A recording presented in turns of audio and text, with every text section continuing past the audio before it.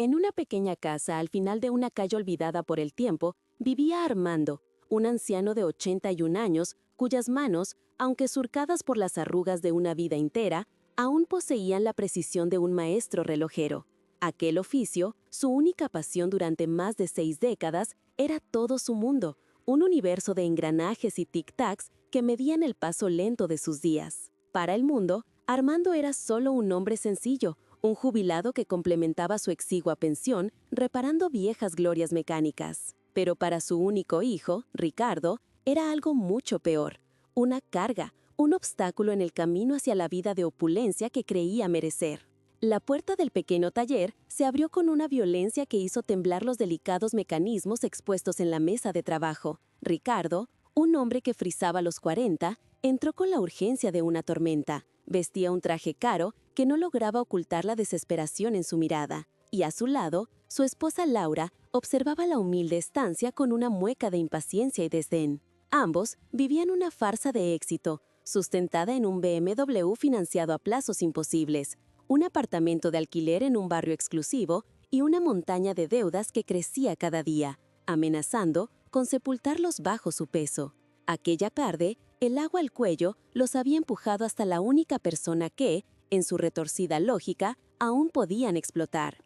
Armando levantó la vista lentamente del delicado reloj de bolsillo que sostenía entre sus dedos, y una sonrisa genuina iluminó su rostro cansado. «Ricardo, hijo mío, qué grata sorpresa. Laura, qué gusto verte. ¿Os apetece un café? Lo preparo en un momento», ofreció con una calidez que contrastaba brutalmente con la frialdad de sus visitantes. «No, gracias, Armando. No tenemos tiempo para eso. Hemos venido a resolver un problema», sentenció, su voz tan afilada como el hielo. El problema, por supuesto, no era otro que su propia codicia insaciable, el pozo sin fondo de sus ambiciones. Habían descubierto que la modesta casa de Armando, ubicada en una zona que tímidamente comenzaba a revalorizarse, tenía un valor considerable en el mercado inmobiliario. Era la solución a todos sus problemas, el dinero fácil que necesitaban para saldar sus deudas y mantener su fachada de estatus social un poco más. «Papá, necesitamos que vendas la casa», soltó Ricardo sin preámbulos. «El dinero nos ayudaría a invertir en un nuevo negocio. Podrías venirte a vivir con nosotros, te prepararíamos una pequeña habitación en el fondo». La oferta era un insulto envuelto en un falso cuidado, las palabras, un veneno endulzado con la mentira de la piedad filial.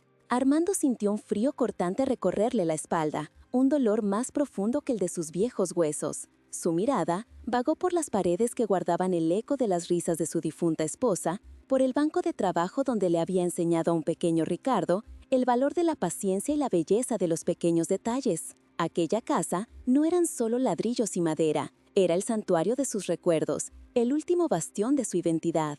Con una voz suave pero inquebrable, respondió: «Hijo mío, esta casa es todo lo que me queda de tu madre. Es mi vida, no puedo venderla». La negativa fue la chispa que prendió la pólvora del resentimiento de Ricardo. La máscara de hijo preocupado se hizo añicos, revelando el rostro monstruoso de la ingratitud. «¿Que no puedes o que no quieres?», gritó, su cara enrojecida por una ira descontrolada. «Ya siempre has sido igual, un egoísta, sentado aquí con tu basura vieja, mientras tu único hijo se ahoga en problemas. ¿Qué has hecho con tu vida? Nada, no tienes nada, no eres nada». Las palabras golpearon a Armando como piedras, dejándolo sin aire, encogido en su silla, mientras su corazón latía con un ritmo doloroso y errático en el pecho. Laura se unió al ataque, su voz destilando veneno. «Tu hijo necesita ayuda y tú te aferras a esta pocilga que se cae a pedazos. ¿Qué clase de padre eres?». Ricardo se acercó a su padre,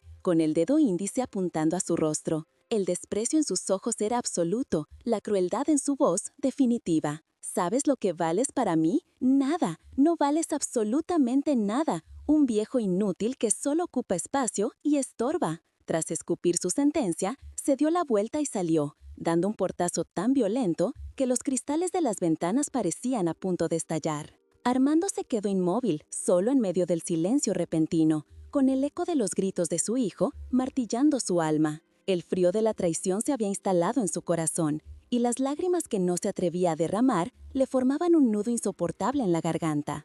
Se sentía abandonado, borrado, reducido a la nada por la misma persona a la que le había entregado la vida entera. Pero lo que Ricardo y Laura, en su gliga arrogancia, no sabían que aquel acto de crueldad acababa de desencadenar una serie de eventos imparables, que los harían arrepentirse amargamente por el resto de sus miserables vidas. Antes de continuar con esta historia que te va a emocionar hasta las lágrimas, no olvides dar like, dejar un comentario y suscribirte al canal. Cuéntanos desde qué país nos acompañas, pues estas historias son para todos los que saben lo que significa el amor verdadero y el valor de la familia. El eco del portazo se desvaneció, pero la vibración de la violencia permaneció en el aire, densa y asfixiante. Armando se quedó petrificado en su silla, con las manos temblorosas sobre la fría madera de su banco de trabajo.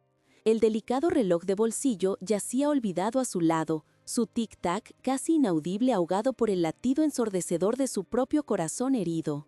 Las palabras de Ricardo, "no vales nada", se repetían en su mente como un epitafio cruel, grabado a fuego en el alma.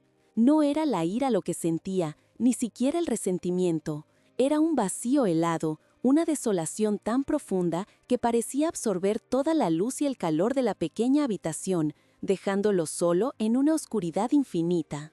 Su mente, como un mecanismo de relojería que se rebobina bruscamente, viajó hacia atrás, a un tiempo donde el sol brillaba con más fuerza y las risas llenaban cada rincón de aquella casa.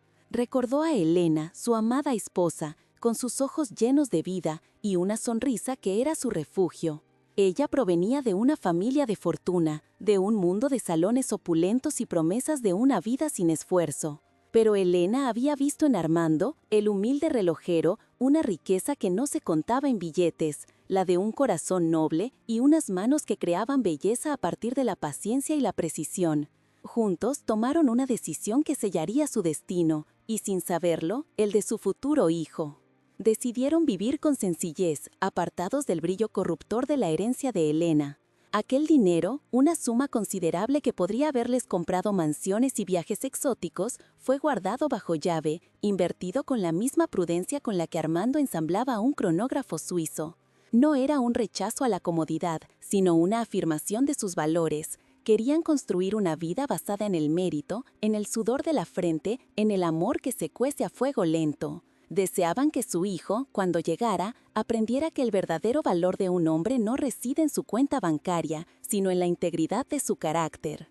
Cuando Ricardo nació, la casa se llenó de una nueva clase de alegría. Armando pasaba las noches en vela, no por el llanto del bebé, sino por la pura maravilla de contemplarlo. Veía en aquellos pequeños ojos un universo de posibilidades, un lienzo en blanco sobre el que esperaba pintar los valores que tanto atesoraba. Cada juguete que tallaba para él con sus propias manos, cada cuento que le leía antes de dormir, cada lección sobre los engranajes y los muelles de un reloj, era una semilla de amor y honestidad que plantaba con la esperanza de que floreciera en un hombre de bien. Los años de la infancia de Ricardo fueron un tapiz tejido con hilos de sacrificio silencioso. Armando trabajaba sin descanso, sus dedos a menudo doloridos y sus ojos cansados por la luz de la lámpara hasta altas horas de la noche. Aceptaba cualquier encargo, por humilde que fuera, para que a su hijo nunca le faltara un plato de comida caliente, libros para la escuela o unas zapatillas nuevas para correr en el parque. El mundo exterior solo veía a un artesano luchando por salir adelante, pero la realidad era que cada céntimo ganado con esfuerzo era una lección práctica, una demostración de que la dignidad se encuentra en el trabajo honrado. Hubo una vez, durante un invierno especialmente crudo, que Ricardo enfermó gravemente. La fiebre lo consumía y los médicos hablaban de complicaciones y costosos tratamientos. Elena, angustiada, sugirió usar parte de la herencia guardada, pero Armando se negó con una suave firmeza. En su lugar, vendió el único objeto de lujo que conservaba de su propio padre, un exquisito reloj de oro, una pieza de coleccionista. Lo entregó por una fracción de su valor real para pagar las medicinas y las visitas al especialista, sin dudarlo un solo instante. Para él, el legado de su padre no era un objeto, sino el ejemplo de que la familia está por encima de cualquier posesión material. Elena comprendió y apoyó su decisión, viendo en aquel acto el reflejo del hombre del que se había enamorado. Juntos cuidaron de Ricardo, turnándose en las noches de vigilia, enfriando su frente con paños húmedos y susurrándole palabras de consuelo.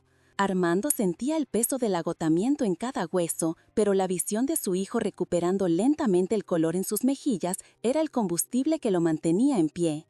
Aquella prueba fortaleció su convicción. El dinero fácil podría haber resuelto el problema, pero el sacrificio les había enseñado el verdadero significado del amor incondicional. La tragedia golpeó a la familia cuando Ricardo era apenas un adolescente. Elena se marchitó a causa de una enfermedad silenciosa y rápida, dejando un vacío que ni todos los relojes del mundo podrían volver a llenar. Armando, con el corazón destrozado, tuvo que ser el doble de fuerza. Se convirtió en padre y madre, en cocinero y confidente, en el faro inquebrantable en medio de la tormenta de dolor de su hijo.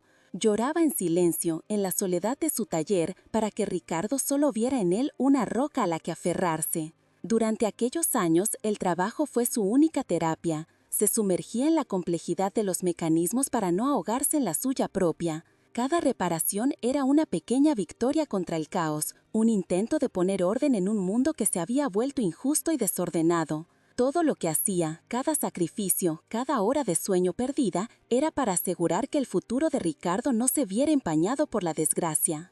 Quería darle las herramientas, no el tesoro, para que construyera su propia felicidad. Pero, a medida que Ricardo crecía, una semilla diferente comenzó a germinar en su interior. Observaba a sus amigos, hijos de empresarios y profesionales, que lucían ropa de marca y conducían coches nuevos. La sencillez de su hogar, que una vez fue un nido de amor, comenzó a parecerle una jaula de pobreza. La admiración por el trabajo de su padre se transformó en vergüenza, y las lecciones sobre la integridad y el esfuerzo le sonaban a excusas de un hombre que a sus ojos había fracasado en la vida.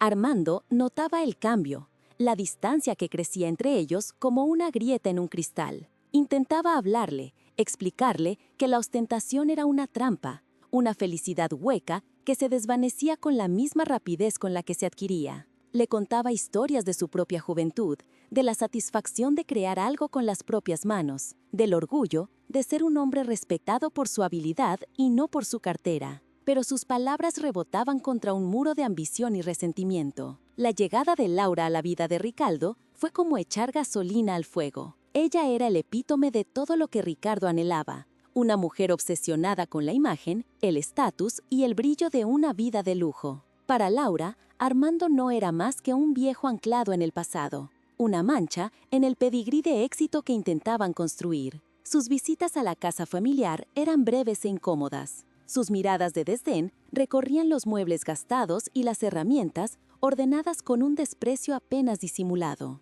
Armando intentó acogerla, abrirle las puertas de su hogar y de su corazón, como había hecho con todo el mundo. Le preparaba sus mejores platos, le mostraba con orgullo sus creaciones más intrincadas, buscando un punto de conexión, un atisbo de calidez en su mirada. Pero solo encontraba una frialdad cortés, la paciencia forzada de quien está cumpliendo con una obligación desagradable. Veía cómo su influencia sobre Ricardo crecía, alejándolo cada vez más de todo lo que él había intentado enseñarle. Juntos, Ricardo y Laura se sumergieron en una espiral de deudas para mantener una fachada insostenible. El BMW reluciente aparcado en la puerta de un apartamento que no podían permitirse. Las cenas en restaurantes exclusivos, pagadas con tarjetas de crédito al límite, las vacaciones exóticas documentadas en redes sociales para la envidia de los demás. Vivían una mentira elaborada, un castillo de naipes construido sobre la base de la apariencia.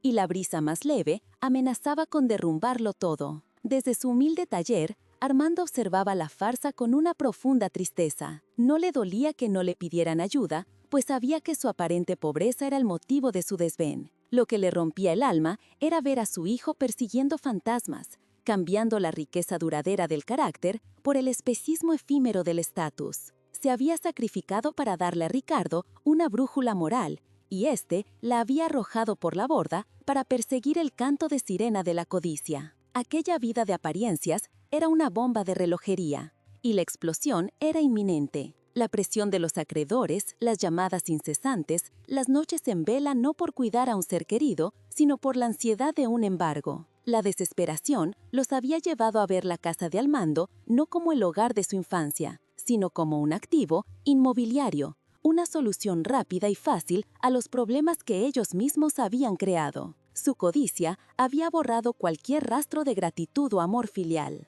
Y así llegaron aquella tarde, no como un hijo y una nuera, sino como depredadores oliendo la sangre. No buscaban consuelo ni consejo, sino un rescate financiero. La negativa de Armando a vender su santuario de recuerdos fue interpretada como el último acto de egoísmo de un viejo que se interponía en su camino hacia la opulencia. No podían concebir un valor que no pudiera ser tasado y vendido. El veneno que destilaron con sus palabras no era fruto de un impulso momentáneo. Era la culminación de años de resentimiento acumulado, la manifestación de una podridumbre moral que había consumido sus almas. Habían olvidado por completo los desvelos, las manos agrietadas, el reloj de oro vendido, la dedicación inquebrantable de un padre que les había entregado la vida entera, no en forma de dinero, sino de un amor puro y sacrificado. La historia de los sacrificios de Armando era un libro que Ricardo había decidido no leer. Había arrancado las páginas del amor y la dedicación para escribir su propio capítulo de ingratitud y ambición. Consideraba la vida de su padre un fracaso, sin darse cuenta de que el verdadero fracaso era él, un hombre que, teniéndolo todo al alcance de la mano, había elegido quedarse con las manos vacías de lo único que realmente importa. Ahora, sentado en el silencio ensordecedor de su taller, Armando sentía el peso aplastante no solo de la traición de su hijo, sino de su propio fracaso como maestro. Había guardado una fortuna para proteger a Ricardo de la corrupción del dinero, y en el proceso había creado un monstruo que solo valoraba eso. La ironía era tan cruel como un engranaje roto en el corazón del tiempo. El frío que sentía no era el de la tarde que moría tras la ventana, sino el frío de la soledad más absoluta. La soledad de un padre que se da cuenta de que el hijo, por el que sacrificó todo, se ha convertido en un extraño, un enemigo que lo mira y no ve más que un obstáculo. Aquella herida, infligida por la persona que más amaba en el mundo, era mortal.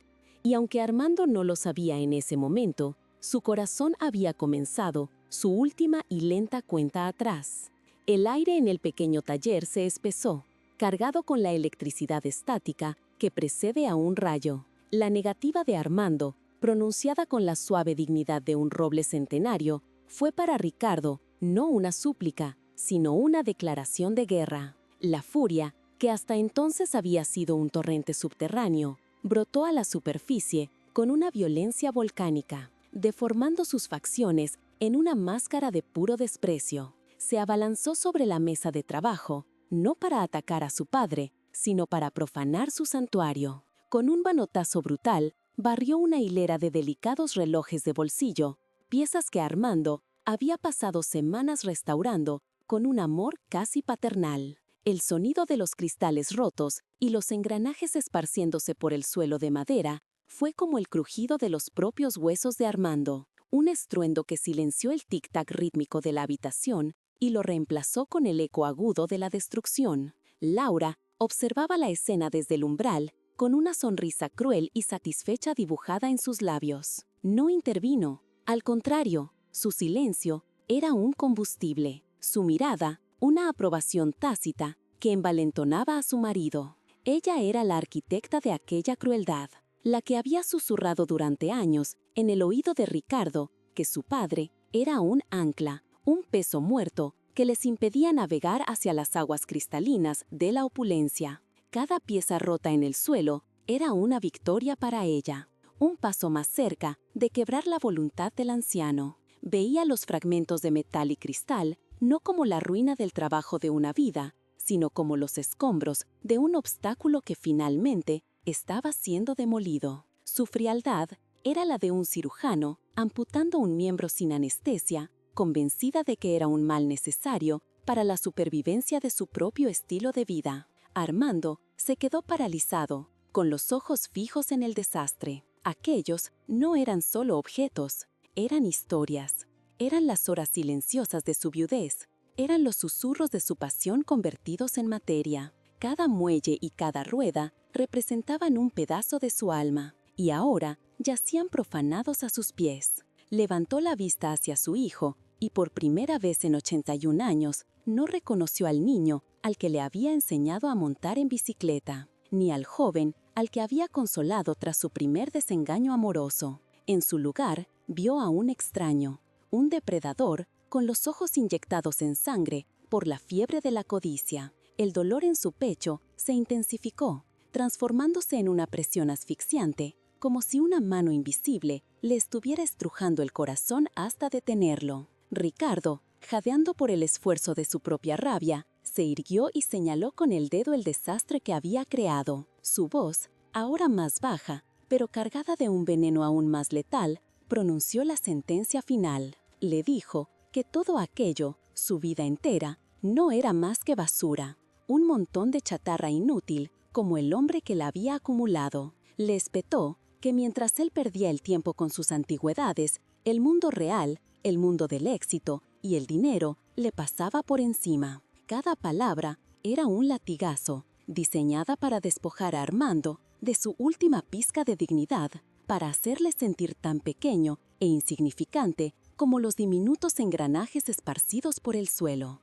Era un acto de aniquilación psicológica, un intento de borrar no solo su negativa, sino su misma existencia. Tras escupir su veneno, Ricardo se dio la vuelta con la brusquedad de un animal enjaulado. No hubo una última mirada, ni un atisbo de duda o remordimiento. Su decisión era tan irrevocable como el daño que había causado. Laura lo siguió como una sombra, lanzando una última mirada de triunfo y desprecio sobre el anciano encogido y su taller destrozado. Caminaron hacia la puerta, sus pasos resonando en el silencio natural de la habitación. Armando quiso gritar, suplicar, preguntar por qué, pero el nudo en su garganta era una mordaza de dolor que le impedía articular cualquier sonido. Solo pudo observar, impotente, cómo la única familia que le quedaba se preparaba para abandonarlo en medio de las ruinas de su vida. El portazo final fue un trueno que sacudió los cimientos de la pequeña casa y del alma de Armando. La vibración recorrió las paredes, hizo tintinar los cristales que aún quedaban intactos y finalmente se desvaneció, dejando tras de sí un silencio tan profundo y absoluto que zumbaba en los oídos. Era el silencio de la soledad definitiva, el vacío que deja el amor cuando es arrancado de raíz. Armando permaneció inmóvil en su silla, un náufrago en una isla de desolación. El sol de la tarde, que antes había bañado el taller con una luz dorada y cálida, ahora parecía fría y distante, sus rayos iluminando cruelmente el polvo que se asentaba lentamente sobre la devastación. El frío que había sentido antes se convirtió en un hielo que se extendía desde su pecho hasta la punta de sus dedos. Era el frío cortante de la traición, una hipotermia del alma contra la que ninguna manta podía ofrecer abrigo. Miró sus manos, las mismas manos que habían cambiado los pañales de Ricardo, que le habían curado las heridas, que habían trabajado sin descanso para darle un futuro. Ahora temblaban incontrolablemente, no por la edad, sino por el shock de haber sido rechazadas de una forma tan brutal. Se sentía como uno de sus relojes rotos, un mecanismo complejo y delicado cuyo resorte principal, el amor por su hijo, acababa de ser quebrado sin posibilidad de reparación. Afuera, en la calle, una vecina anciana, Isabel, que regaba sus geranios, había oído los gritos. Se asomó con discreción por encima de la valla, justo a tiempo para ver a Ricardo y Laura subir a su flamante BMW. Vio la furia en sus rostros, la violencia con la que cerraron las puertas del vehículo de lujo y la velocidad imprudente con la que se alejaron, dejando una estela de polvo y desprecio. No entendía qué había pasado, pero la expresión en sus caras le heló la sangre. Miró hacia la casa de Armando, ahora silenciosa y oscura, y sintió una punzada de profunda preocupación por su amable y solitario vecino. Aquel acto de crueldad no había tenido lugar en el vacío, había tenido un testigo silencioso, una semilla de compasión en un desierto de ingratitud. Pero Armando no sabía nada de eso. Para él, el mundo se había reducido a las 4 paredes de su taller profanado. Los minutos se arrastraban con la lentitud de una agonía. Intentó levantarse, moverse, hacer algo, pero sus piernas no le respondían. Su cuerpo, que le había servido fielmente durante más de 8 décadas, parecía haberse rendido ante el golpe emocional. Estaba atrapado en su silla, prisionero de su propio dolor. Las lágrimas que había contenido durante la confrontación finalmente brotaron, silenciosas y amargas, surcando las profundas arrugas de su rostro y mezclándose con el polvo de sus sueños rotos. No lloraba de rabia, sino de una pena tan vasta como el océano. Se inclinó con un esfuerzo sobrehumano y recogió una de las piezas rotas del suelo. Era la esfera de un reloj de plata, con las manecillas arrancadas y el esmalte agrietado. La sostuvo en la palma de su mano temblorosa y en su superficie rota vio el reflejo de su propia vida hecha añicos. Todo por lo que había luchado, todos los sacrificios que había hecho, todas las lecciones de integridad que había intentado impartir, habían terminado en aquel acto de barbarie. Su hijo no solo quería su casa, quería destruir su legado, borrar la memoria de su amor, reducirlo a la nada que había gritado que era. Aquel fue el punto más bajo en la larga vida de Armando. La soledad no era nueva para él desde la muerte de Elena, pero esta era una soledad diferente, más afilada y cruel. Era la soledad del abandono, la certeza de que para la persona que más amaba en el universo, él ya no existía, o peor aún, era un estorbo que debía ser eliminado. El dolor era tan físico que le costaba respirar. Cada inhalación era un esfuerzo, como si el aire mismo se hubiera vuelto pesado y tóxico. Sentía que su corazón, aquel motor incansable que había marcado el ritmo de su vida, comenzaba a fallar, sus latidos volviéndose erráticos y débiles. El narrador, con una voz cargada de empatía y premonición, observa la escena con una tristeza infinita. Aquella tarde, Ricardo y Laura, en su ceguera de oro y apariencias, creían haber ganado una batalla. Pensaban que habían dejado atrás un problema, un viejo obstáculo en su carrera hacia el éxito. Pero lo que no sabían, lo que su arrogancia les impedía ver, era que no habían cerrado un capítulo, sino que habían abierto la caja de Pandora. Aquel acto de crueldad no era un final, sino el principio de su propia y merecida destrucción. La noche comenzó a caer, envolviendo la pequeña casa en su manto oscuro. Armando seguía en la misma posición, con la esfera rota aún en su mano. La luz de la luna se filtraba por la ventana, arrojando largas y fantasmagóricas sombras sobre el desastre. El taller, que siempre había sido un lugar de orden y creación, ahora parecía un mausoleo. El silencio era total, pues incluso los relojes de pared que habían sobrevivido a la furia de Ricardo se habían detenido, como si el tiempo mismo se hubiera solidarizado con el dolor de su maestro y se negara a seguir avanzando. El anciano cerró los ojos, no para dormir, sino para escapar de la insoportable visión de su realidad. En la oscuridad de su mente no vio los rostros de sus verdugos, sino el de su amada Elena. La recordó sonriendo, diciéndole que su mayor tesoro no era el dinero que guardaban, sino la bondad de su corazón. En ese momento, en medio de la más profunda desesperación, una chispa de resolución se encendió en su interior. Una idea, tan precisa y afilada como una de sus herramientas, comenzó a tomar forma. No era una idea de venganza, sino de justicia, una justicia poética y final. Ricardo y Laura, mientras tanto, celebraban su supuesta victoria en un restaurante caro, brindando con champán pagado a crédito. Hablaban del futuro, de la venta de la casa, del dinero que por fin tendrían. Estaban tan absortos en su fantasía de riqueza que no podían sentir la sutil vibración que su acto había desatado en el universo, el lento pero inexorable giro de la rueda del karma. Habían juzgado el valor de un hombre por su humilde apariencia y estaban a punto de recibir una lección devastadora sobre el verdadero precio de la ingratitud. Armando, solo en la oscuridad de su taller, tomó una decisión. Con un esfuerzo que le costó casi toda la energía que le quedaba, se levantó de la silla.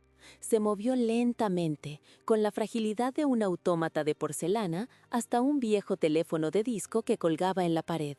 Sus dedos temblorosos marcaron un número que sabía de memoria, el número de su viejo amigo y abogado, el doctor Matías. Aquella llamada, realizada en el punto más bajo de su vida, sería el primer engranaje de un mecanismo final y perfecto. Un reloj que no mediría el tiempo, sino que impartiría la lección más amarga y duradera de todas. El juego acababa de cambiar, y los jugadores aún no lo sabían. Las 3 semanas que siguieron a aquella tarde funesta se arrastraron con la densidad de un mal presagio. Para Armando, fueron un lento y silencioso desvanecerse. La crueldad de su hijo había actuado como un veneno de efecto retardado, apagando la luz de sus ojos y robándole el aire de los pulmones. El corazón del viejo relojero, que había medido con precisión el paso de 81 años, finalmente se rindió al peso de una pena insoportable. Falleció en la quietud de la noche, solo en su cama, con la vieja fotografía de su esposa y un pequeño Ricardo sonriente entre sus manos frías. La noticia de la muerte de su padre llegó a Ricardo no como una tragedia, sino como una solución. El dolor, si es que existió, fue un fugaz inconveniente, rápidamente eclipsado por el brillo de la oportunidad. Él y Laura asistieron al funeral con la solemnidad fingida de actores en un mal drama, sus mentes ocupadas no en el luto, sino en el cálculo del valor del terreno y en la logística de vaciar la casa. La muerte de Armando no era el final de un padre, sino el principio de su liberación financiera. Días después regresaron a la pequeña casa, pero esta vez no como visitantes, sino como conquistadores. Llegaron en su BMW, que aparcaron con una arrogancia que contrastaba obscenamente con la humilde fachada. Traían cajas de cartón y una prisa depredadora, listos para saquear los restos de una vida que despreciaban. La llave giró en la cerradura con un sonido seco y final, abriendo la puerta a un santuario que estaban a punto de profanar sin el menor atisbo de remordimiento. Laura entró primero, arrugando la nariz con un gesto de profundo asco, como si el aire mismo estuviera contaminado por la pobreza. «Por fin, no soporto este olor a viejo en la naftalina», exclamó, su voz resonando en el silencio de la casa. «Vamos a coger cualquier cosa que parezca tener valor y llamemos a una empresa para que se lleve toda esta basura. Cuanto antes vendamos este antro, mejor». Sus palabras eran como piedras arrojadas contra las paredes que aún guardaban el eco de las risas de la infancia de su marido. Ricardo, por su parte, se movía con una eficiencia fría y metódica. No miraba los objetos con nostalgia, sino con el ojo tasador de un usurero. Abrió armarios, vació cajones, palpó colchones, buscando el proverbial tesoro escondido del anciano tacaño. Cada fotografía familiar, cada recuerdo tangible, era apartado con indiferencia, un obstáculo en su búsqueda del único legado que le interesaba, el dinero en efectivo. Trataba las memorias de su padre como se trata el escombro de una demolición. La búsqueda los llevó finalmente al taller, el corazón de la vida de Armando. El desorden que ellos mismos habían causado en su última visita seguía allí, un testimonio silencioso de su brutalidad. Ricardo, ignorando los delicados mecanismos rotos en el suelo, se dirigía directamente al banco de trabajo.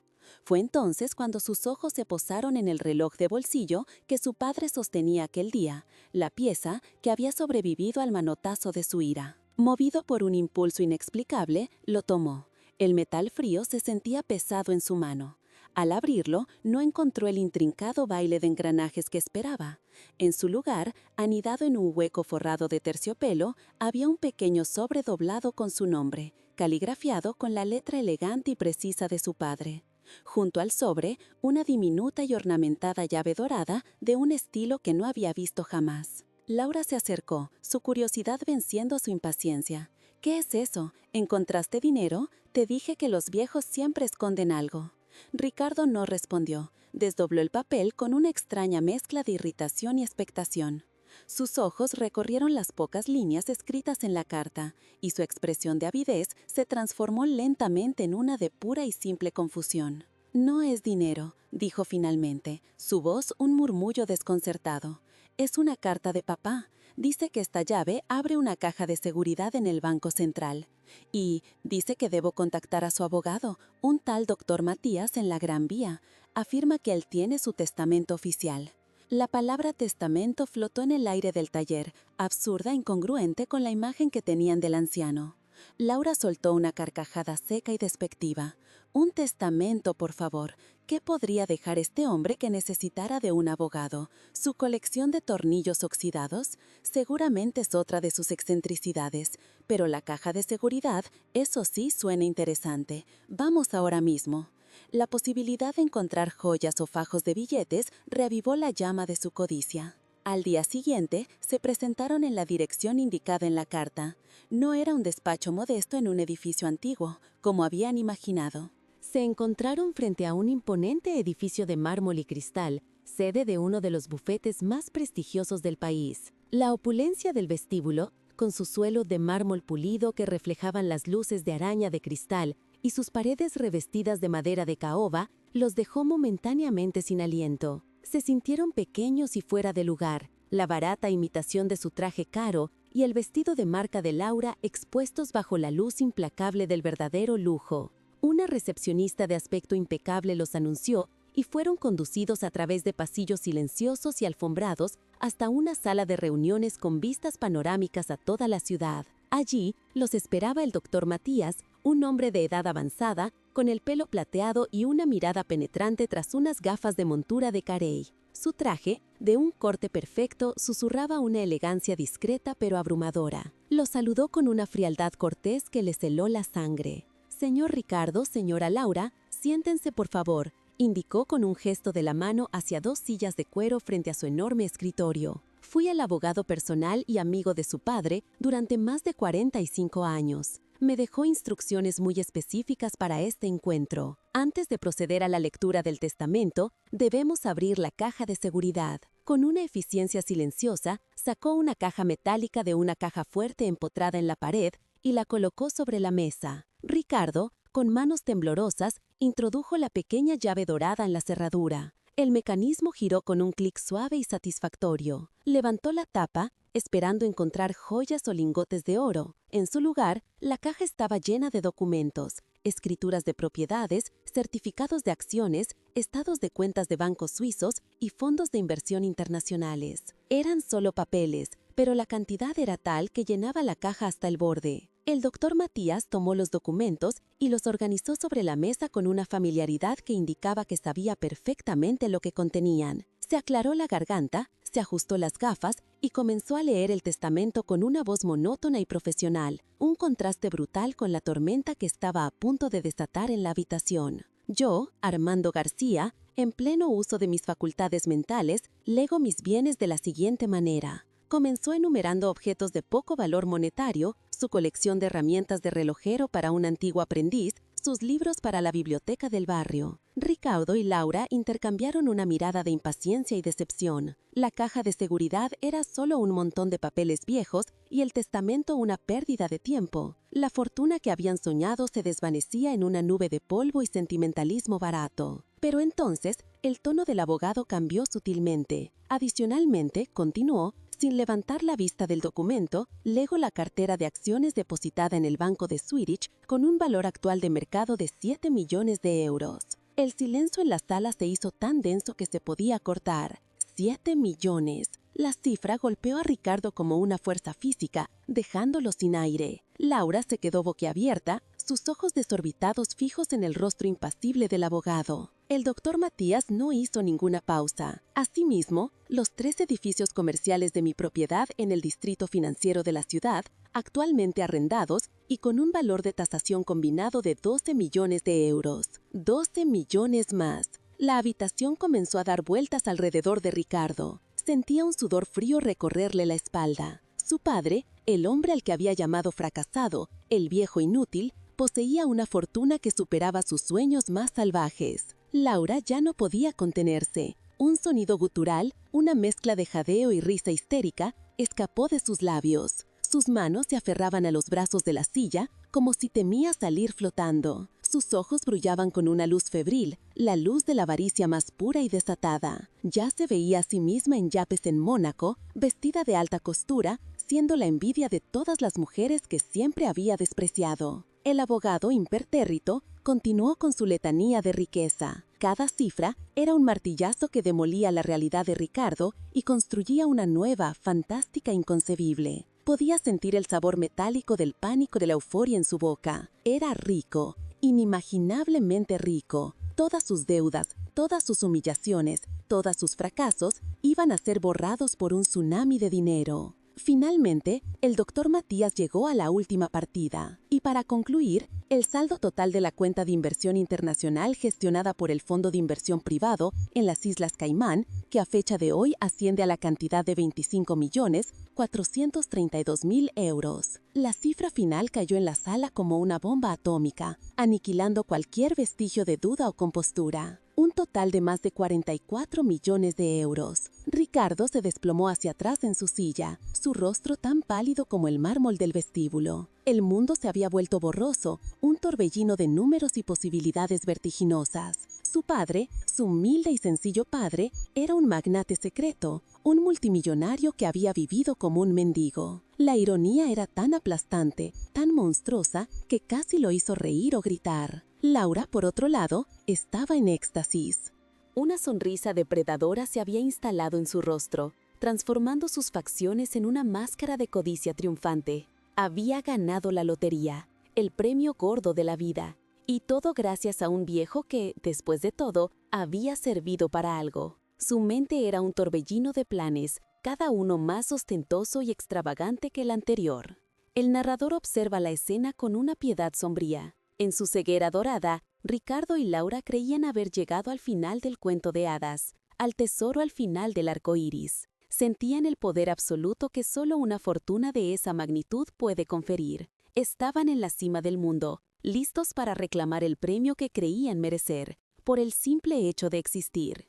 Estaban tan embriagados por la visión de su nueva vida de opulencia que no notaron la sutil pausa que hizo el doctor Matías. No vieron la mirada casi imperceptible de tristeza y desprecio que les dirigió por encima de sus gafas. Creían que la lectura había terminado, que solo quedaban las formalidades antes de que pudieran poner sus manos sobre la fortuna. Pero lo que Ricardo y Laura no sabían, lo que su arrogancia les impedía siquiera imaginar, era que el testamento de Armando aún no había concluido. El viejo relojero, el maestro de la precisión y la paciencia, había guardado el mecanismo más importante para el final. La verdadera herencia que les había dejado no estaba en los números que acababan de escuchar. Estaba contenida en el último párrafo del documento, unas pocas líneas que el doctor Matías se disponía a leer con una solemnidad casi fúnebre, unas palabras que no solo les arrebatarían la fortuna que ya sentían suya, sino que los destruirían de una forma tan completa y devastadora que el dinero se convertiría en el menor de sus problemas.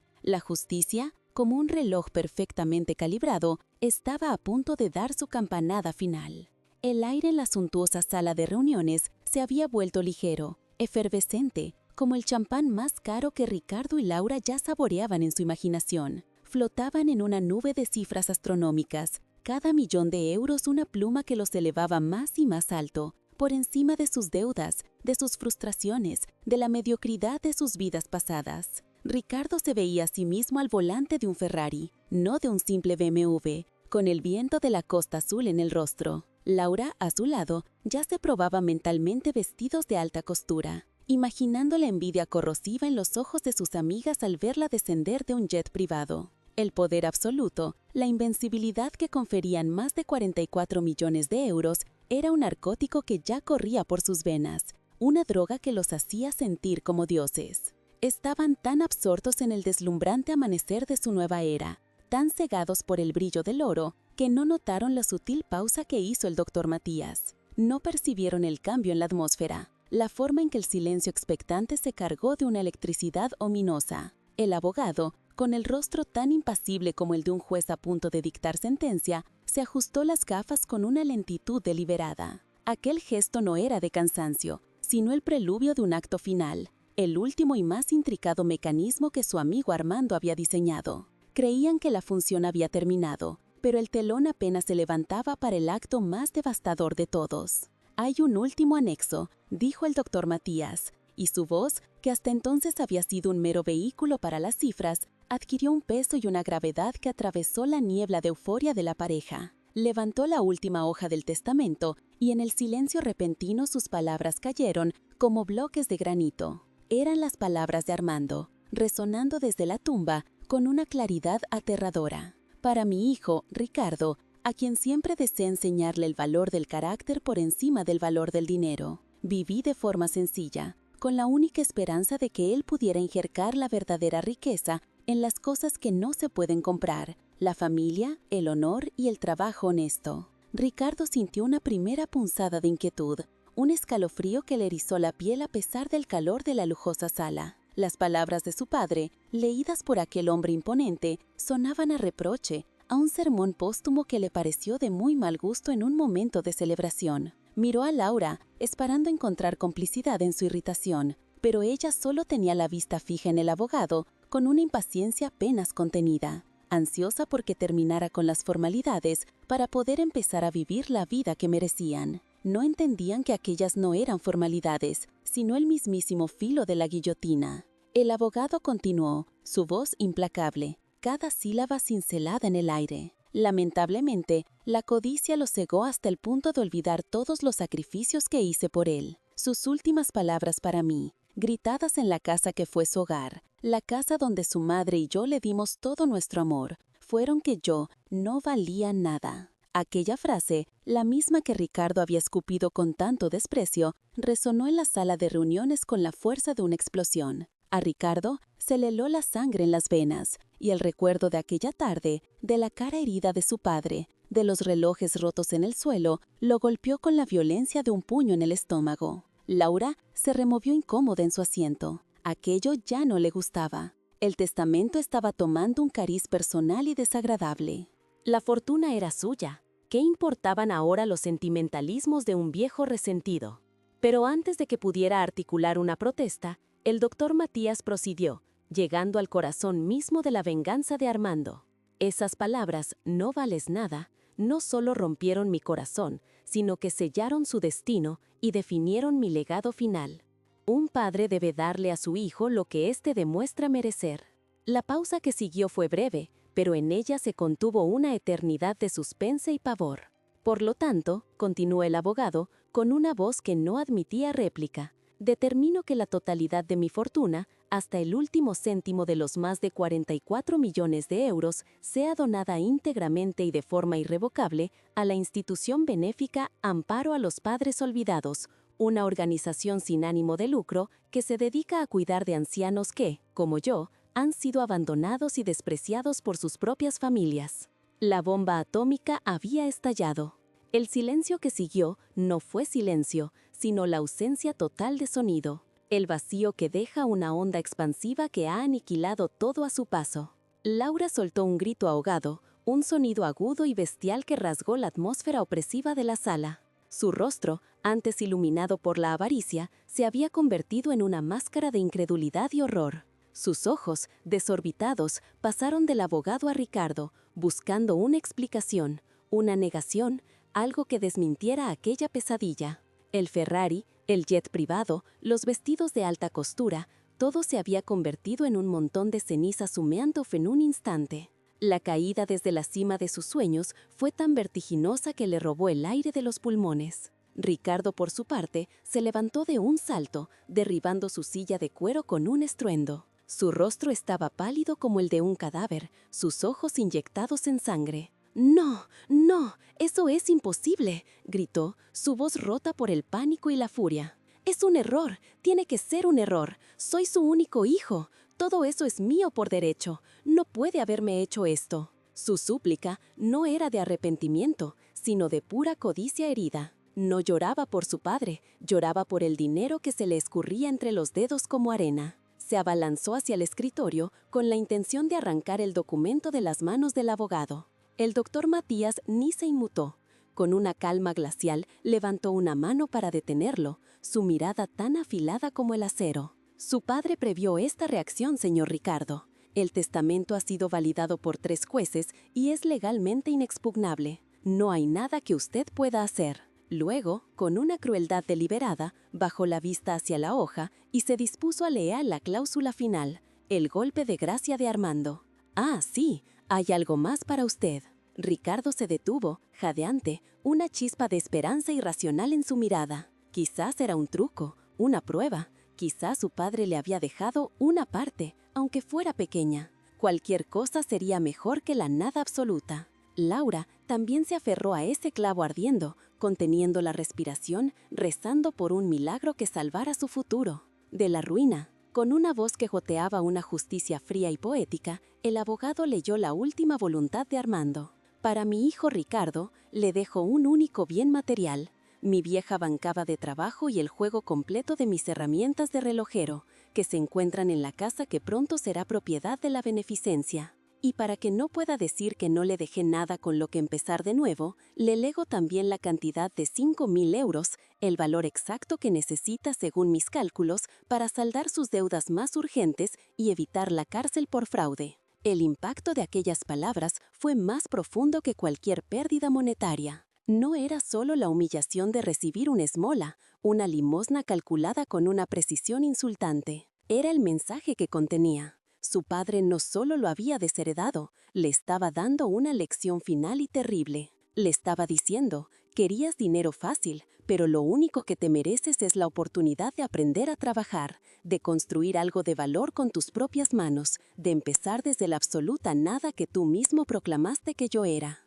Un silencio sepulcral se apoderó de la sala. Los 5.000 euros eran un abismo, un insulto tan perfectamente diseñado que aniquilaba cualquier posible argumento. Laura fue la primera en reaccionar. La incredulidad en su rostro se transformó en una furia pura y gélida. Se levantó lentamente, alisando su vestido con unas manos que temblaban de rabia. Su mirada se clavó en Ricardo, y en sus ojos no había compasión ni apoyo, solo un desprecio infinito y absoluto. Tú, siseó, su voz temblando de odio contenido. Tú y tu estúpido orgullo, tu crueldad, lo has arruinado todo, todo. Se acercó y por un momento pareció que iba a golpearlo. Pero en lugar de eso, se detuvo a un palmo de su rostro y con un veneno que superaba con todos los que habían vertido sobre Armando, le espetó. Te dije que era un viejo inútil, pero el verdadero inútil siempre fuiste tú. No pienso hundirme contigo. Y sin una palabra más, sin una última mirada, se dio la vuelta y salió de la sala, con la cabeza alta, sus tacones caros resonando sobre el mármol como los martillazos sobre un ataúd. Lo abandonaba allí, en medio de las ruinas de su vida, de la misma forma fría y despiadada en que ambos habían abandonado a Armando. La justicia poética era perfecta en su simetría. Ricardo se quedó de pie, solo en el centro de aquella opulenta jaula de oro.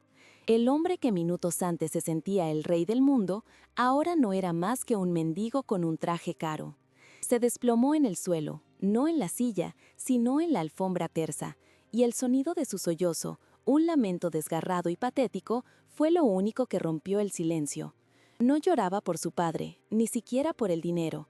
Lloraba por sí mismo, por el reflejo que ahora veía en los pulidos muebles de caoba, el de un hombre que, efectivamente, no valía absolutamente nada. La confrontación había terminado, y Armando, el humilde relojero, había ganado. El silencio que siguió a las últimas palabras del testamento fue una entidad viva y aplastante. No era la ausencia de sonido, sino la presencia abrumadora de la justicia. Ricardo yacía hecho un ovillo en la alfombra persa, un hombre quebrado en el corazón de un imperio que nunca fue suyo. El eco de los 44 millones de euros se había desvanecido, reemplazado por el zumbido ensordecedor de 5.000. Laura, de pie sobre él, lo miraba no como a un marido, sino como a un mal negocio, una inversión fallida que debía ser liquidada sin sentimentalismos. Su rostro, antes una máscara de éxtasis codicioso, era ahora una escultura de hielo tallada por el desprecio más puro. Cada segundo que pasaba en aquella sala era una humillación que no estaba dispuesta a soportar. Tú, siseó, y la palabra salió de sus labios como el veneno de una serpiente. Tú y tu estúpida crueldad lo has arruinado todo, absolutamente todo. Pasé años aguantando a tu viejo y a su casa apestosa, creyendo que al final habría una recompensa. ¿Y para qué? Para nada, porque eres un inútil incapaz de ver más allá de tu propia rabia. No esperó respuesta. Se ajustó su bolso de diseñador, un accesorio que de repente parecía una burla cruel de la vida que acababa de perder, y se dirigió a la puerta con una determinación gélida. Su abandono no fue un acto de dolor, sino una amputación. Estaba cortando de su vida el miembro gangrenado que era su marido, convencida de que su propia supervivencia dependía de ello. El doctor Matías observó la escena con una solemnidad inquebrantable, como el guardián de un destino ya escrito.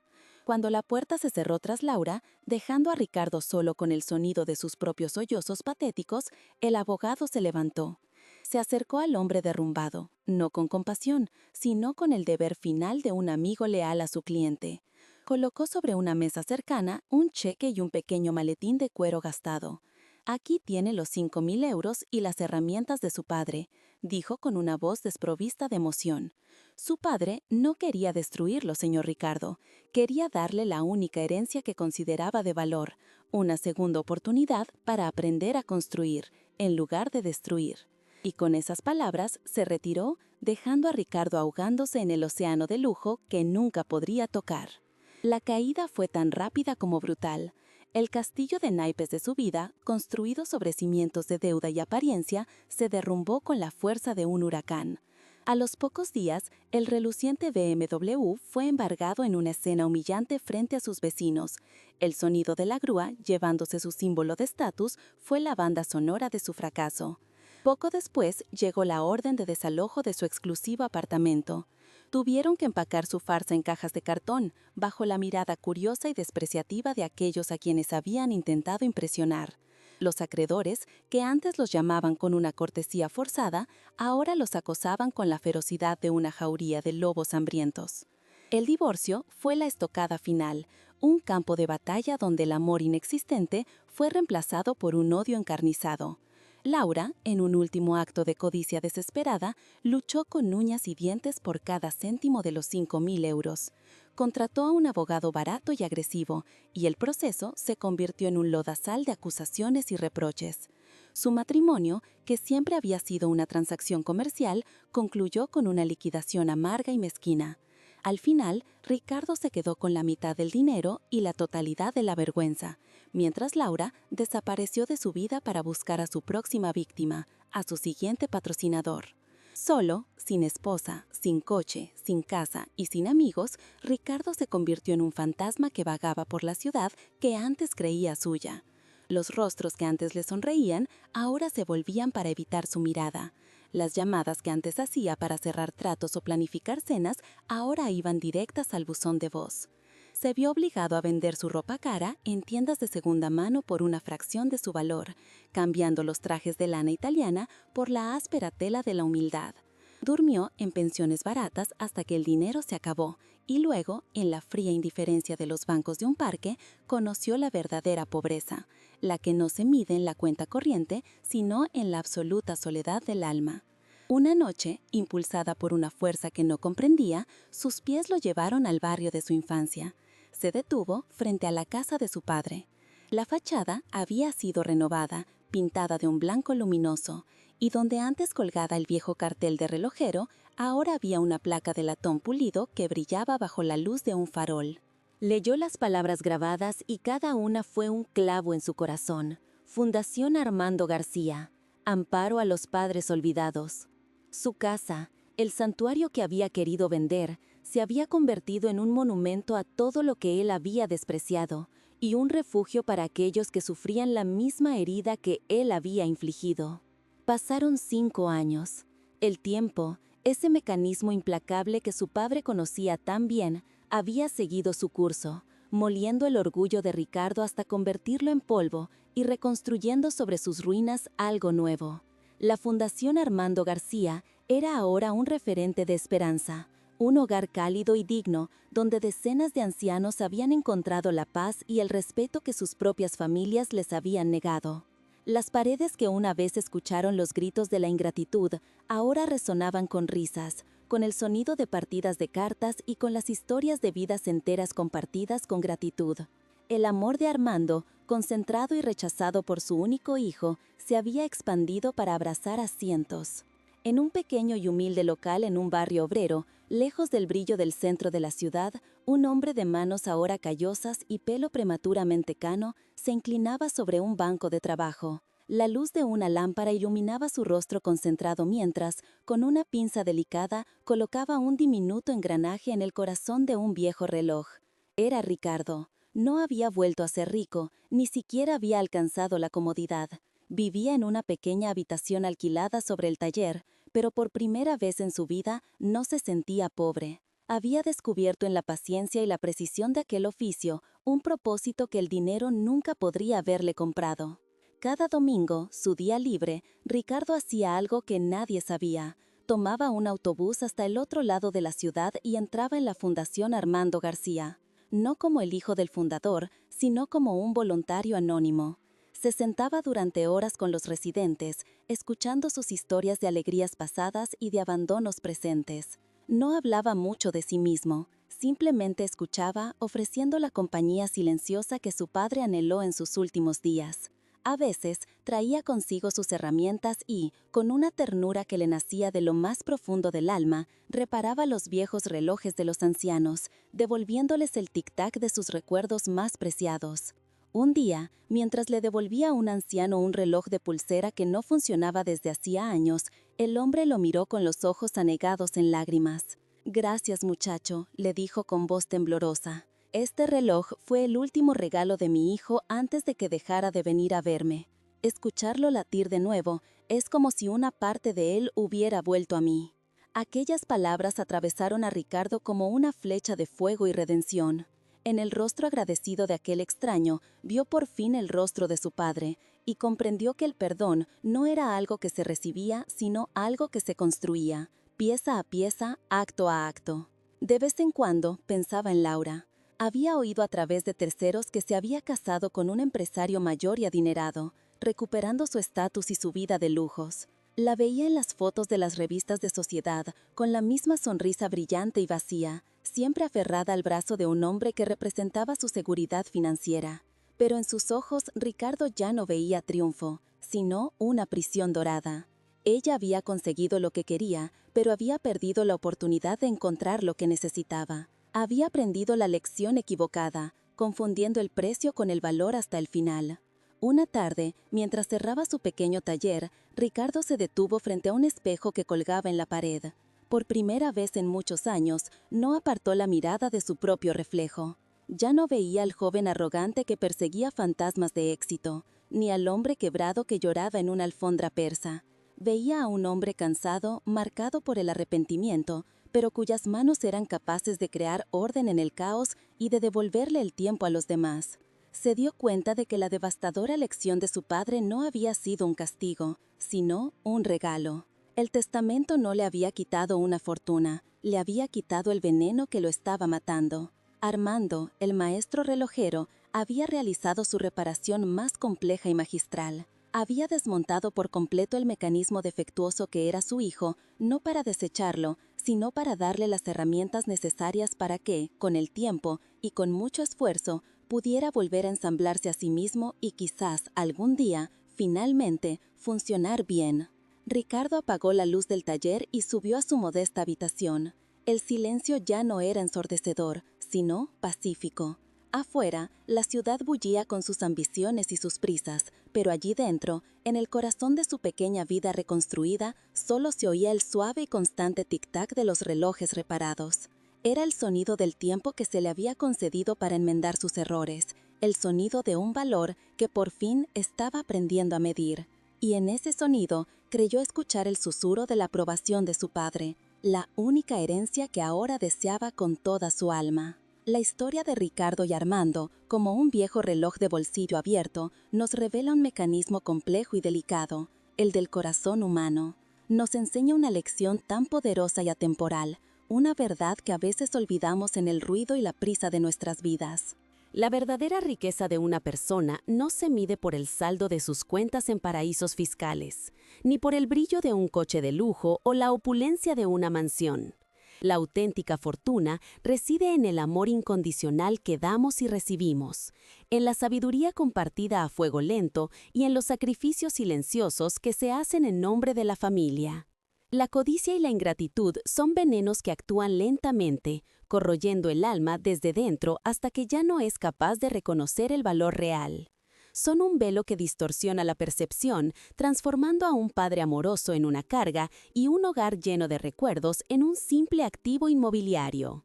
Ricardo, cegado por el espejismo del estatus, no pudo ver que mientras perseguía fantasmas de éxito, se estaba convirtiendo en el hombre más pobre del mundo, un indigente espiritual desprovisto de lo único que podría haberlo salvado, la gratitud.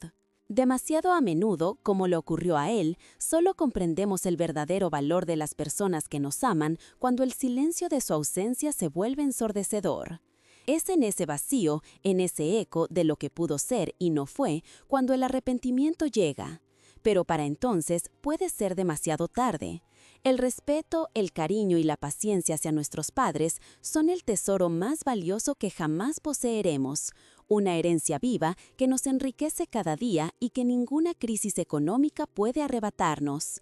Es un capital que no se devalúa, sino que crece con cada gesto de amor. Porque al final del camino, cuando las luces de la ostentación se apagan y las fachadas se derrumban, nos damos cuenta de una verdad fundamental. El dinero, el estatus y las posesiones materiales pueden perderse y a veces recuperarse, pero el tiempo compartido con un ser querido, el consejo de un padre, su abrazo protector, una vez que se han ido para siempre. Son las joyas de la memoria que ningún ladrón puede robar, pero que ninguna fortuna puede volver a comprar. La lección final de Armando no fue un acto de venganza, sino el último y más desesperado acto de amor de un padre. No le arrebató una fortuna a su hijo, sino que le arrebató el veneno que lo estaba matando. Le ofreció, a través del dolor y la humillación, la única herencia que de verdad importaba, una oportunidad de redención. Le entregó las herramientas no solo para reparar relojes, sino para reparar su propia vida rota, para aprender a construir su valor desde los cimientos del trabajo honesto y la humildad. La historia de Ricardo es un espejo en el que todos podemos vernos reflejados. Nos obliga a preguntarnos qué estamos persiguiendo y qué estamos dejando atrás en esa carrera. Nos recuerda que un mensaje, una llamada, una visita a aquellos que nos dieron la vida tiene un valor infinitamente superior a cualquier éxito profesional o bien material. El tic-tac del reloj es un recordatorio constante de que nuestro tiempo con ellos es limitado y precioso. Que nunca olvidemos honrar a quienes nos trajeron al mundo, a quienes sacrificaron sus sueños para que nosotros pudiéramos perseguir los nuestros. Porque ese amor, esa conexión inquebrantable, es el único legado que verdaderamente trasciende el tiempo y la muerte. Es la única cuenta cuyo saldo realmente importa al final de nuestros días. Si esta historia ha tocado tu corazón, no olvides darle a me gusta y suscribirte a nuestro canal. Cuéntanos en los comentarios, ¿crees en las segundas oportunidades? ¿Cuál ha sido la lección más importante que has aprendido con esta historia? Te invitamos a ver el siguiente video que aparece en pantalla con otra historia emocionante que te llegará al corazón.